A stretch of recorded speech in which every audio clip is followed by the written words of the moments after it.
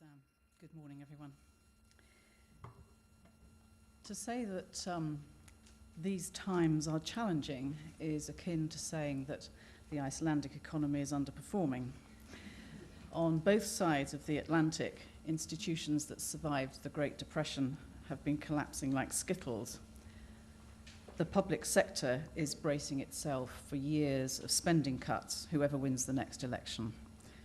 And many charities, having done almost everything else they can think of, are now facing very hard decisions about making staff redundant. Financial products that were once rated AAA, surely a measure of quality, have effectively become junk bonds. And even names synonymous with quality, like Waterford, haven't been proof against declining demand. Quality is a term that's much bandied about, particularly when it comes to goods and services. But I think that we're now faced with a lack of certainty about what it is. So I think that the meaning of quality itself is in danger of becoming lost. For charities and businesses alike, there's now a balance to be struck between price or cost and the quality of services provided. Quality in this context involves fitness for purpose, timeliness, and a specific characteristic that distinguishes itself from lesser offering. I think, though, it involves something more. Now must be the time for all sectors to reintroduce the link between quality and context. And by that, I mean something that can measurably be shown to be working well for those it was established for. The context for the third sector is not about becoming the largest service provider, corralling whatever % of government contracts nationwide, or even being in a position of being able to double your reserves or take on more staff. The context for charities is about the quality of services they deliver for their beneficiaries. And in challenging times like these, just being able to continue to deliver services can seem like an achievement, and indeed it is. But in itself, that is not a way of guaranteeing quality. Many organisations in the sector already put a lot of effort into benchmarking the quality of their services, but in other parts of the sector, there remains much, much more that could be done. Quite aside from this being an important step in focusing on understanding the experience of beneficiaries, I don't think it's a bad tip for reviewing your relevance. And relevance, as has already been said really in today's climate, is virtually synonymous with survival. I know most of us involved with the sector like to believe that it's fundamentally different from business in terms of competitiveness, but recent events and economic reality show us that that isn't really so. Whether the idea appeals or not, many of you are in direct competition with each other. And given this, there may actually be aspects of commercial benchmarking which you can learn from. Let me use Waitrose as an example.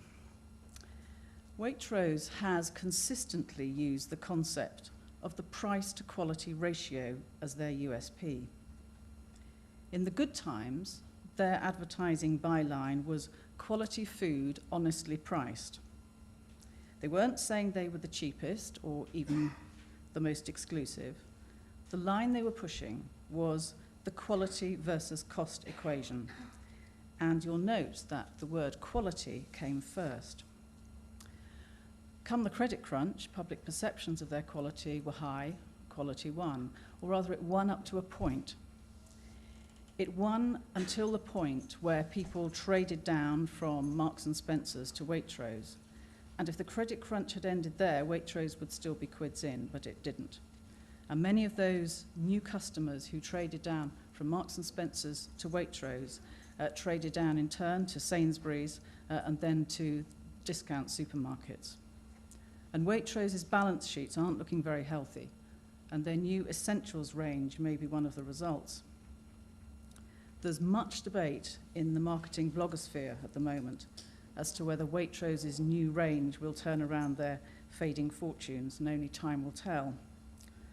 But what I do find interesting is that the campaign strapline is along the lines of quality you'd expect at a price you wouldn't. The word quality, you observe, still comes before the word price, and that's no branding accident. Waitrose holds to the primacy of what it believes to be its USP of quality.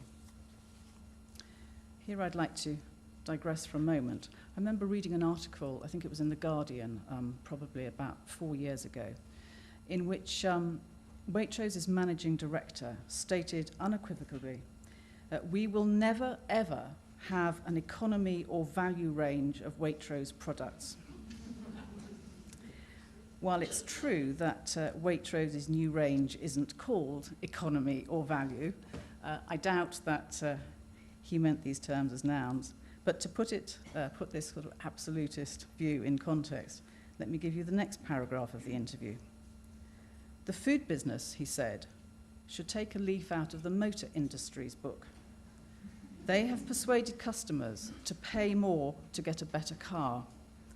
We have absolutely failed to do that in the food industry.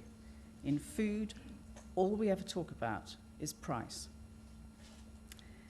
Now, hindsight is indeed a great gift, and we now know that gold plating is not the same as high quality, that value for money is not the same as cheap, and that commercial self-reference is not the same as external benchmarking. So how can this analogy apply to the charity sector? Most obviously, it means that USPs shouldn't be negotiated away, viewed as non-essential or traded down for price. But it also means that they must be demonstrably real. How do you know if your USP is more than an aspirational mission statement, and how can you prove it?